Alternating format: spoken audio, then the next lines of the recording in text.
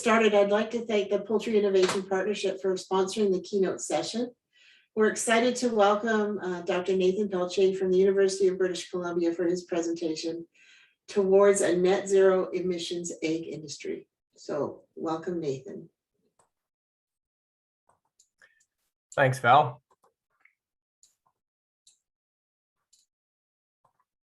We have my screen up there for everyone to see now. Yeah, that looks good.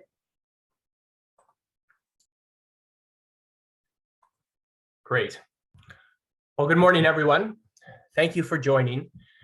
My talk today will focus on describing what will comprise the core component of the activities in my lab at UBC as the Egg Farmers of Canada Research Chair in Sustainability over the next 5 years, which is really to develop the knowledge and the tools that will enable the egg industry to prepare for, to adapt to, and to continue to thrive in the market realities of a carbon-constrained future. By this, of course, I'm referring to our collective efforts to meaningfully address climate change. Core to responding to this challenge will be developing practical strategies towards a net zero greenhouse gas emissions future, and the Canadian egg industry has recently committed to doing so.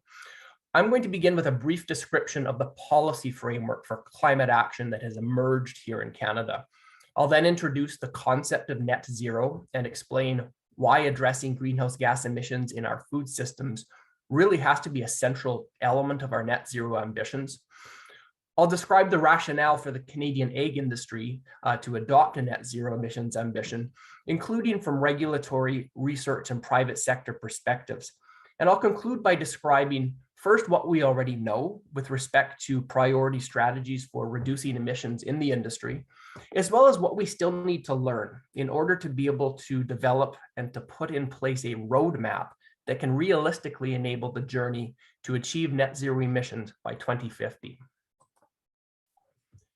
Now, I'm certain that most of you are already well aware, but I think it's nonetheless always important to begin by underscoring that there is no longer any credible debate regarding the reality of anthropogenic climate change. We've never had such a concerted scientific effort to understand a single issue in the history of science, and the degree of convergence that has emerged among so many streams of evidence from thousands of independent researchers worldwide is indeed unequivocal. All of us experienced some of the threats that are posed by climate change firsthand over this past year, from heat stress-induced livestock mortality to severe floods, wildfires, and droughts across the West. This was all predicted, but it's happening sooner and more severely than most of us imagined. Indeed, 7 of the last 8 years were the hottest on record globally. Now, we hear these kind of statistics so frequently now that it's really easy to become numb and to tune them out. But to put this into perspective, consider that even if we stopped all of our greenhouse gas emissions tomorrow, those last 7 years would still likely be among the coolest 7 years that humanity will experience over the next several centuries. So the question is no longer, is this real, or how much are we responsible? But what are we going to do about it, and how fast can we do those things in order to limit the scale of the challenges that we are already grappling with? So here in Canada, at the federal level, our response to the commitments that we made through the Paris Agreement is described in the A Healthy Environment and a Healthy Economy Climate Plan. This plan aims to reduce our national emissions by 40 to 45% from 2005 levels by 2030. In support of achieving this objective, the federal government has also developed and adopted the Canadian Net Zero Emissions Accountability Act, which commits Canada to achieving a net zero emissions economy by 2050. So a first necessary question to answer here, I think, is, well, what exactly does net zero greenhouse gas emissions actually mean? And it's really important to clarify from the outset that net zero does not mean zero emissions. Rather, net zero is that point when our emissions of greenhouse gases to the atmosphere are balanced by our removals of greenhouse gases. So in this figure, on the left, we see our current situation. Greenhouse gases are accumulating in the atmosphere and driving climate change because our additions are greater than our removals. On the right, emissions and removals are balanced, hence reaching that desired net zero state. So when we think about what working to achieve net zero will practically mean for the egg industry, there are three important considerations. The first and most important is to reduce emissions all across the value chain over time. This is shown by the darker blue bars here. And it can be achieved through means like transitioning to renewable energy sources, through substituting out carbon-intensive materials and technologies, and other efficiency measures.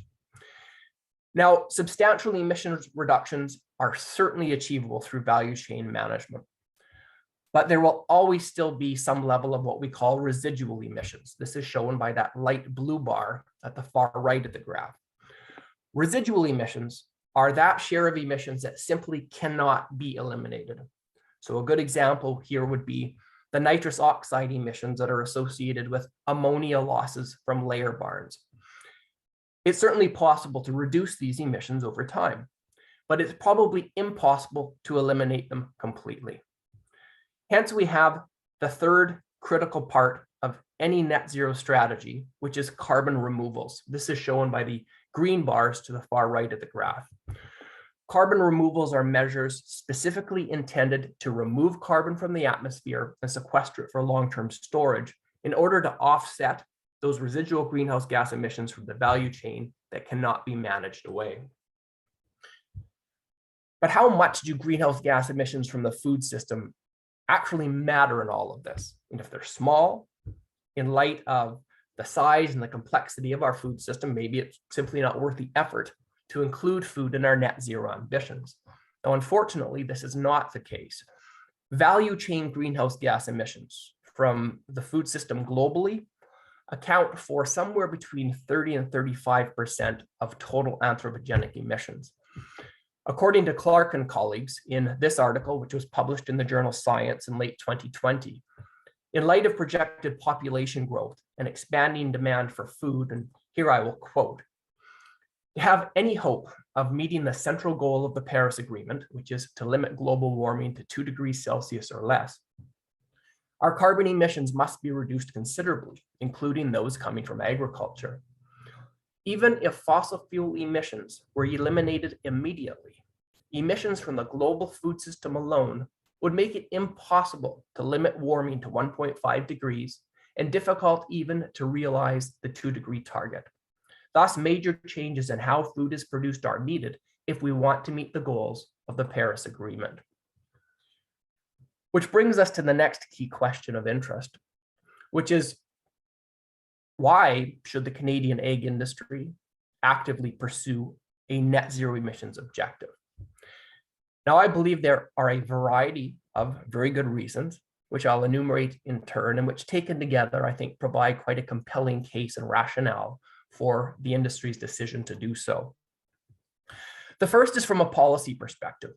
Now, we know that achieving our legislated net zero goals in Canada will require ambitious actions across all major industrial sectors, including the agri-food sector. Indeed, in light of the very large agricultural land base in Canada, the federal government clearly views agricultural climate solutions as an important piece of the puzzle. This is already evidenced by the various well-funded programs that are being rolled out by various branches of government to support climate-smart R&D for agriculture. It only makes sense for the industry to capitalize on these opportunities now in order to stay ahead of the policy and regulatory curve. The second reason is from a market perspective. A lot of big companies in food and agriculture have already announced net zero emissions targets, and there is a lot of emphasis on livestock product supply chains. Morrisons, which is the 4th largest supermarket chain in the UK, has advertised its aim to be selling net zero carbon eggs this year, and Kipster in the Netherlands is already producing net zero eggs. it's inevitable that customers here in Canada will be setting similar targets and making corresponding demands on producers. So it's simply good strategy to prepare for this new marketplace reality. The third reason relates to maintaining social license in what will certainly be an increasingly competitive low carbon food marketplace. Now, eggs are actually already considered a pretty good source of low carbon protein when compared to other animal products. Beef and dairy are going to fight an uphill battle to retain social legitimacy in a carbon constrained world. But regardless of how any other sector fares, there's going to be pressure and concerted effort to support emissions reductions through all parts of the food system. So all of these kind of numbers will trend downwards at different rates depending on the success of the different sectors in developing and implementing emission reduction strategies. In order to maintain this relatively competitive position, it's imperative that the egg industry make similar efforts, and making those efforts to differentiate and show that eggs can be part of a climate-friendly food future will absolutely be worth the effort from the perspective of market share. The fourth and critical reason for considering a net zero objective is actually the answer to the first part of this question, because the answer, I think, is yes. I firmly believe that the net zero emissions objective is feasible for the industry. So the balance of my talk today will summarize what we already know and outline key areas for future research and development that can enable developing a realistic roadmap such that the industry can successfully navigate this journey. So first, based on research that we've conducted, we already have a very good picture of both the magnitude and the distribution of greenhouse gas emissions along egg value chains. As you can see in this figure, the majority of emissions are related to inputs to or activities on egg farms themselves. Pullet production facilities are less important, but nonetheless play a reasonably important role here.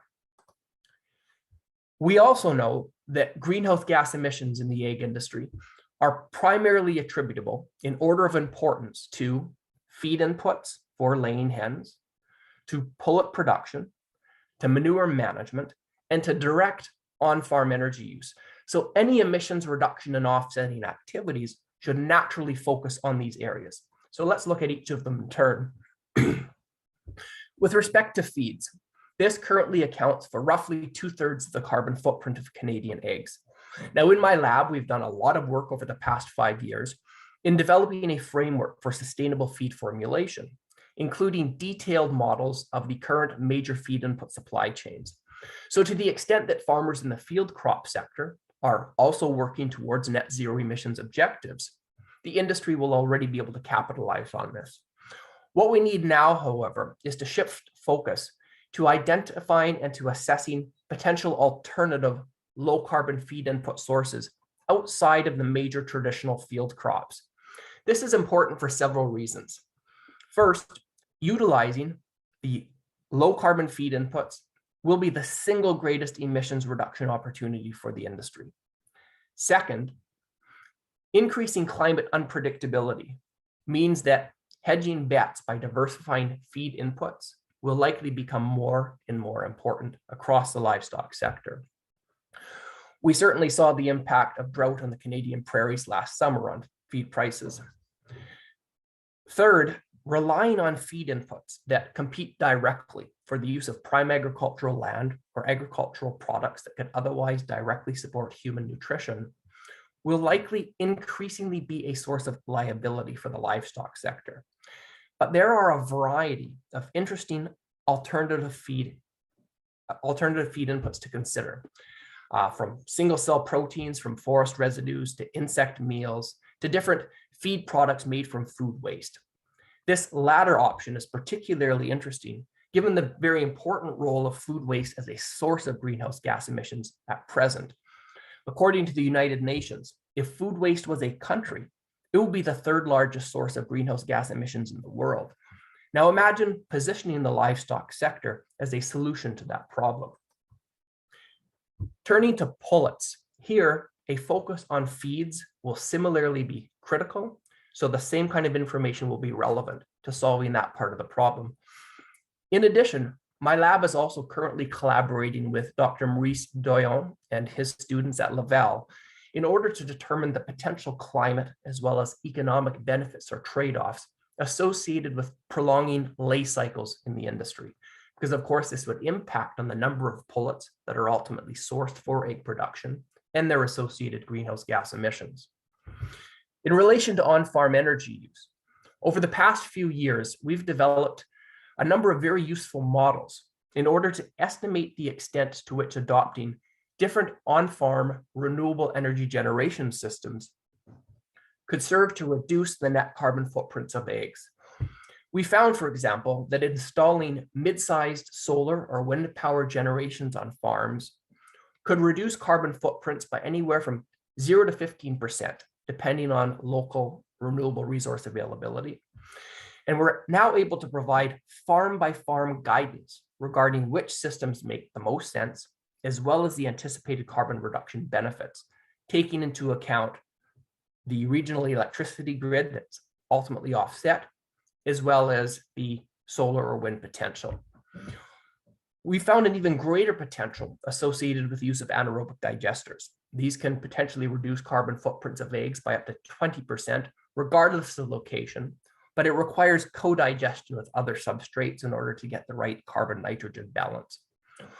We've also found that the net zero energy barn systems, similar to that that's currently installed at Brant Colony, can yield significant net carbon emission reduction benefits in some regions, but much less in others.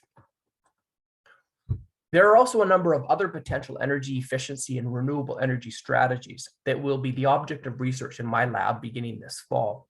This includes, for example, geothermal heating systems for barns, such as active ground-to-air and air-to-air systems, as well as simpler passive systems like earth tubes that can actually be quite economical to install and operate, while much reducing the need for natural gas-based heating or electricity-based cooling. Among the most interesting emissions reduction opportunities to explore are those associated with manure management. So emissions from manure currently account for roughly 20% of the carbon footprint of eggs produced here in Canada. We already know that the use of ammonia scrubbers could be efficacious in reducing emissions, but only if they are driven by renewable energy sources. So this means such systems could already be viable for reducing carbon footprints in provinces like BC or Quebec, which have low carbon electricity grids, but that they would not yield net benefits if used in Alberta, for example, unless they are coupled with on-farm renewable energy generation. We also know that keeping manure as dry as possible is quite important. But now we need additional research on these new manure drying and pelleting systems in order to determine their actual net emissions mitigation potential. Perhaps most interesting as a potential strategy in support of a net zero emissions objective for the egg industry is manure pyrolysis. This is the controlled combustion of manure under low oxygen conditions. And it's interesting because of the two products that are produced. So the first is bio-oil, which can be used as a renewable energy source for heating. The second, and probably more important product in this context, is biochar. The reason why it's important is this. The production of feed, its consumption by livestock, and then the return of manure to cropland currently represents a huge flux of what we call short cycling carbon. As crops grow, they are drawing carbon dioxide from the atmosphere and using that to produce biomass. When livestock consume the crops, part of that carbon is transformed into animal tissue, but a large fraction of it is bypassed in manure. So when manure is returned to agricultural land, most of that carbon is rapidly respired back to the atmosphere, hence the name short cycle. If manure is pyrolyzed, however, that short cycling carbon can be transformed into forms of carbon that may be amenable to long-term storage in agricultural soil. In fact, biochar has been found to have important emission reduction and nutrient cycling benefits, both when added to manure during storage and when used as a soil amendment. But the complication here is this. The potential of biochar for long-term carbon storage is influenced both by these specific pyrolysis conditions, as well as the agricultural soil, and climate conditions where it's applied. So we need a concerted, targeted research effort, both to identify optimal pyrolysis conditions for layer manure, as well as to identify in what parts of the country can the application of biochar to cropland actually result in meaningful long-term carbon storage. But this could potentially be that critical carbon removals piece that will be necessary to offset residual supply chain emissions in the industry. The final research area that I think will also be quite important in supporting a net zero emissions objective is at the intersection of the kind of life cycle-based sustainability modeling that my lab traditionally does, data from monitoring and sensor system for barns, and emerging techniques in machine learning and predictive analytics. Now, advanced monitoring systems are already playing important roles in how many farmers manage their flocks. The next step, I think, is to integrate these data streams with my emissions modeling capabilities, as well as potentially external data streams like temperature and humidity data, so that we can begin to develop predictive algorithms for emissions management and also optimize management strategies on a multi-criteria basis that includes cost, animal welfare, productivity, and CO2 emission reduction objectives. But of course, for any of this to be achievable, a net zero future will ultimately have to make economic sense for the industry. And that's why I think it's so important to be looking for opportunities for producers to be creating more than just one valuable product. And indeed, many of the technologies that will likely be important in pursuit of a net zero emissions objective may actually also provide important economic opportunities for the industry. The economy of the future is a circular economy. So working to achieve a net zero emissions industry through exploiting every opportunity for resource efficiency will position the industry to continue to thrive in that future economy. So taken together, these various strategies and streams of research, I believe, can enable the realization of a net zero emissions industry that continues to be profitable. What we have to remember, though, is that there will not be many one-size-fits-all strategies. What makes sense for any given farm will very often be context-specific. So we need to be able to both identify the industry-level potential of specific emission reduction pathways, as well as provide farm-specific decision support to help farmers choose those pathways that will make the most sense for them. To address the first consideration, over the next 5 years, my lab will be working closely with egg farmers of Canada and with farmers across the country in order to develop an industry roadmap that provides for those priority pathways and also establishes goals and timelines on a regional basis towards achieving a net zero emissions industry. To address the second consideration, we also need to empower every single farmer who wants to participate in this journey with the decision support that will be required by embedding all of the tools and all of the information we produce into the NEST tool. For those of you who aren't yet familiar with NEST, the first version of this tool was launched just in February of this year. It comprises the online platform that will provide the foundation for all future versions of NEST. And it also hosts a suite of performance benchmarks for egg farms that are specific to region and housing system, and that we know are important predictors of sustainability outcomes. It also provides information for farmers with respect to potential means to improve outcomes on their farms relative to these benchmarks. The next version of NEST, which is anticipated for release by the end of this year, will actually enable farmers to undertake full quantitative and farm-specific sustainability assessments, and to also estimate the extent to which adopting farm-appropriate green technologies could serve to reduce their carbon footprints, for example, or otherwise improve performance across other environmental indicators. Now, looking forward, we envision continuing to expand NEST to include cost and animal welfare indicators, along with our net zero emissions research, so that all of these variables can be explicitly taken into account when farmers identify, implement, and track progress towards their net zero emissions objectives. Now, as they say, the map is not the territory. sustainability may not be the easiest of paths to follow. It's complicated, and navigating this journey requires good information to support making those decisions that will ultimately lead us in the right directions. It requires commitment and a willingness to innovate and to adapt.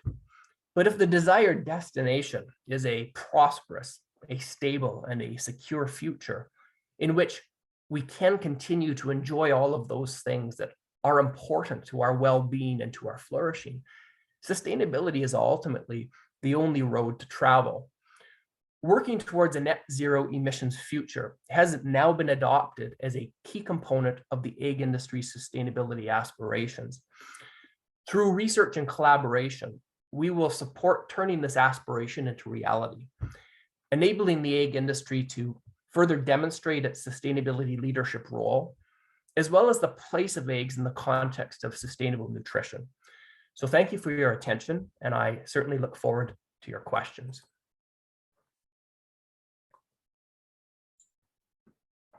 Thank you very much, Nathan. That was an awesome presentation. So we do have a couple of questions that have come in. We've got about 10 minutes for questions. So folks who have questions, I just encourage you to add them to the question and answer section down at the bottom of your screen. The first question is, it's related to a specific graph, but I think you can answer it even without looking at the graph. It says, in the graph on page 16, does poultry include laying hens, or what does it include? I think that I might have to go back to page 16, but I'm imagining that's the one, poultry. Yeah, there it is. So that refers to broilers. So that would be broiler meat, chicken meat. Yeah, and then down lower you've got eggs, which would be the laying hen industry. So that's right. Yeah, so there's a differentiation there. So thank you for that, just to clarify for folks. Another question here, great presentation. How do you see the need to decrease gas emissions with the increased organic or less intensive systems? How do I see balancing those things? Yeah.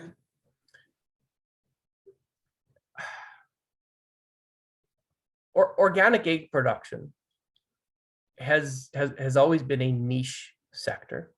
It meets an important market demand, but I don't see it likely playing a major role in emission reduction strategies, simply because of the price premium that's attached to organic eggs. Now, that said, if we look at greenhouse gas emissions from organic egg production systems, it's actually quite an interesting story. So on-farm efficiencies for things like, feed use efficiency, rate of lay, tend to be slightly lower on organic farms than we see on conventional farms, whether it's other cage-free systems or caged or colony systems. We also typically see higher mortality rates, and I think that's related to the inability of organic producers to treat their flocks with medication if there's a disease outbreak. So on-farm efficiencies tend to be a little bit lower. Where the organic egg sector has an advantage from a carbon footprint perspective is on the feed side. Based on the models we've developed of feed input supply chains, organic feeds actually tend to be less carbon intensive. So as a result, we can see lower carbon footprints for organic eggs produced in Canada compared to conventional eggs. That learning, however, of course, is transferable across whatever housing system eggs are produced in. We know that feeds are the most critical leverage point for emissions reduction, simply because they comprise the largest share of the carbon footprint. So organic producers are actually absolutely doing something right from a carbon footprint perspective with respect to the feeds that they're using. So a piece of this is plant-based feeds. And part of it is also on the production of the raw materials. Now, unfortunately, the data that we've used to model organic crops produced in Canada historically has not been as strong as I would like, but we're working to resolve that at present. I've got a project with researchers at Dalhousie and Waterloo University where we are developing highly regionalized models of organic field crop production systems all across the country. So we'll be able to verify the accuracy of the background models that we use to model organic feed and supply chains in the egg industry. Great, that's a lots to chew on there in that response. So, it is a tricky thing when we're talking about systems, and thinking about whole systems. So another question here, what has been the response for producers so far with respect to accessing and using Nest? I think as with any new tool, right, there's always a subset of people who are interested to try things out first.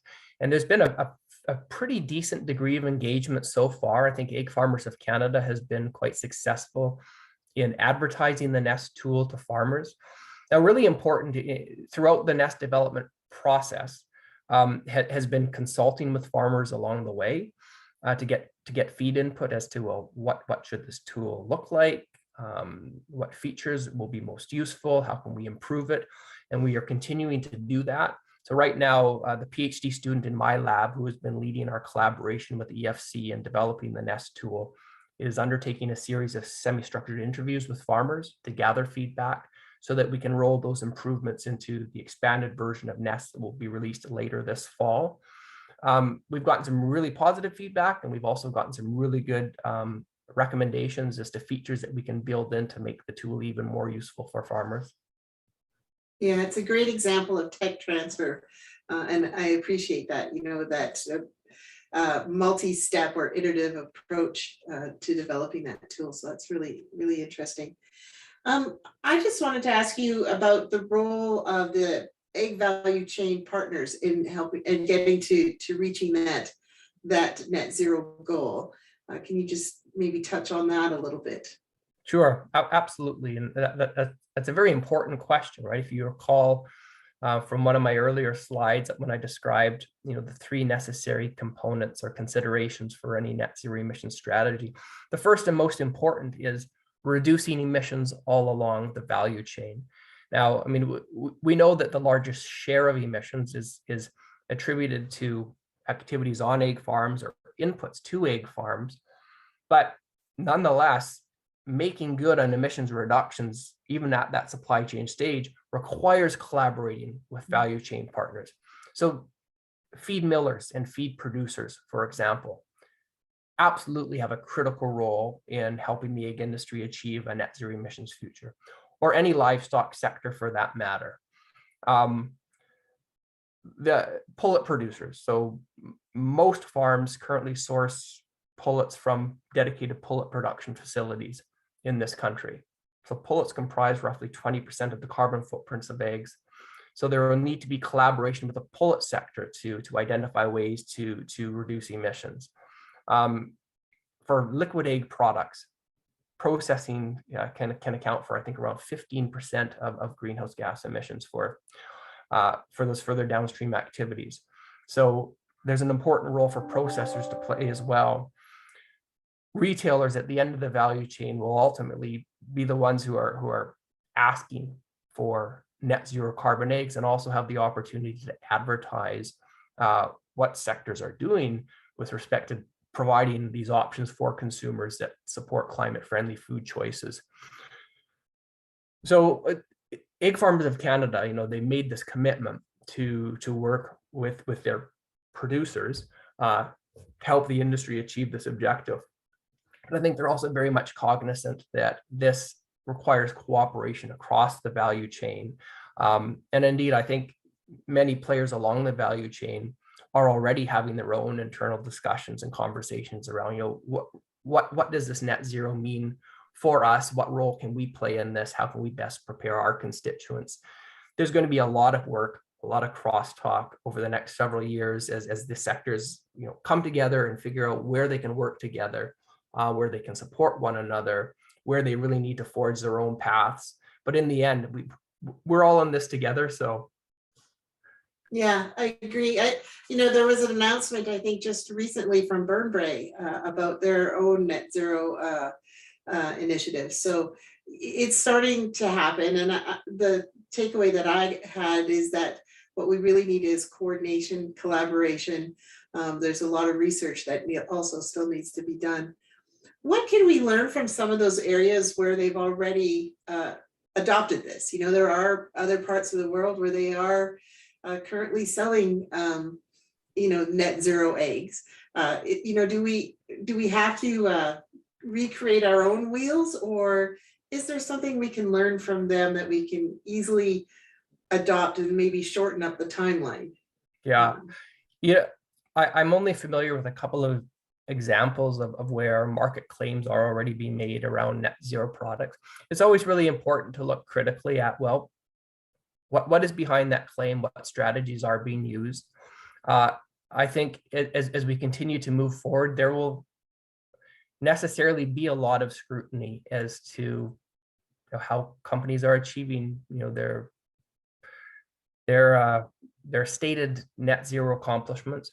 And that's why it's so important that all of this work, you know, be supported by rigorous, transparent, reproducible science that conforms to, you know, the best available methodological standards and practices, and will stand up to scrutiny and to time.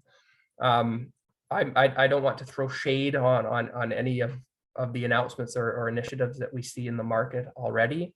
But what I can say is that what the research that we will do to support the industry here in Canada will not be prone to, you know, to claims of greenwashing in the end, because we'll make sure that it's done right, and that the industry really is achieving net zero in a way that helps us all collectively meet, you know, that net zero emissions economy by 2050. Yeah, I appreciate that comment, Nathan. You know, not all claims are created equal. It is, I think, the take-home message there. And the intention in Canada, I think, as you were stating, because of your role in working with EFC, is that it is a science-informed, science-backed approach. So I appreciate that. We are so privileged to have you here, sharing your information and you know what's going to be coming up in the future. So thank you so much for being here with us today, and we look forward to hearing more from your research group and your collaborations. It's a pleasure. Thank you for having me. Our pleasure.